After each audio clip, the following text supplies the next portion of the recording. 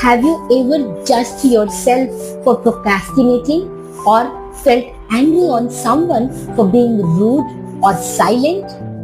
We say things like, he never listens, she's just lazy, why am I like this? But what if even that irritating behavior was trying to protect something deep inside you?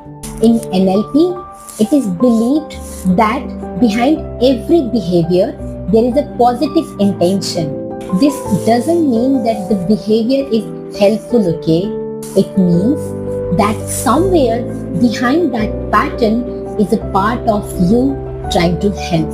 A child lies not to betray you but to feel safe. You overwork, not because that you love stress, okay, but because you want to feel worthy. Even anger often hides a cry for respect, love, or safety. Even anger often hides a cry for respect, love, or safety. Once we understand the need underneath, we stop blaming and we start healing. Even the Bhagavad Gita teaches this in chapter 3 and verse 16. All beings act according to their nature. Even the wise are compelled by their conditioning. Lord Krishna explains how gunas, karma and sanskars drive people's actions. We act from our past impressions, even if our conscious mind doesn't approve. So, when someone behaves in a hurtful way, it might be their past pain, not present intentions, okay? Understanding this helps us move from reaction to reflection to compassion. Let me share something personal, okay? A woman I coached used to feel very irritated every time their children used to cry. She felt like a bad mother. She judged herself.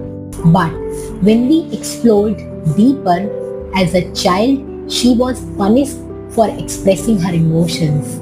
So, whenever her children cried, her system felt unsafe. Her irritation wasn't because she didn't love her kids. It was her inner child screaming, please don't make me feel what I was not allowed to feel. Once she understood this, her behavior softens. She healed, not by controlling herself, but by understanding herself. And you know what's fascinating? I have seen this over and over again.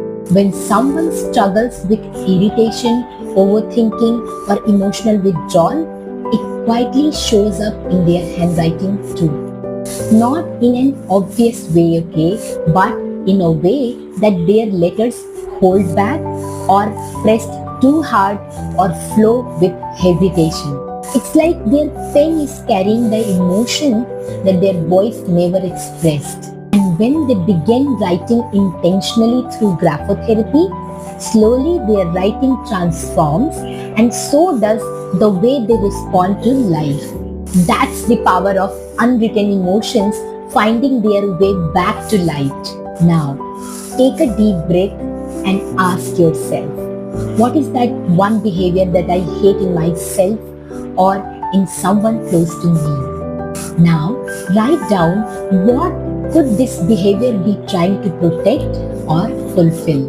What need is hidden underneath this?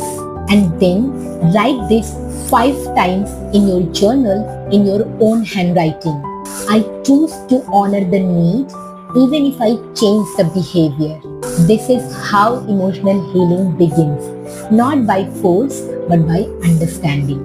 If this shifted something inside you, type I choose compassion in the comments. And if you are curious about what your handwriting is revealing about your hidden intentions and behavior, comment, analyze, or DM me. Because every stroke is a story and every story deserves to be healed. Until next time, keep honoring your truth. Thank you so much for watching. Take care. Bye-bye.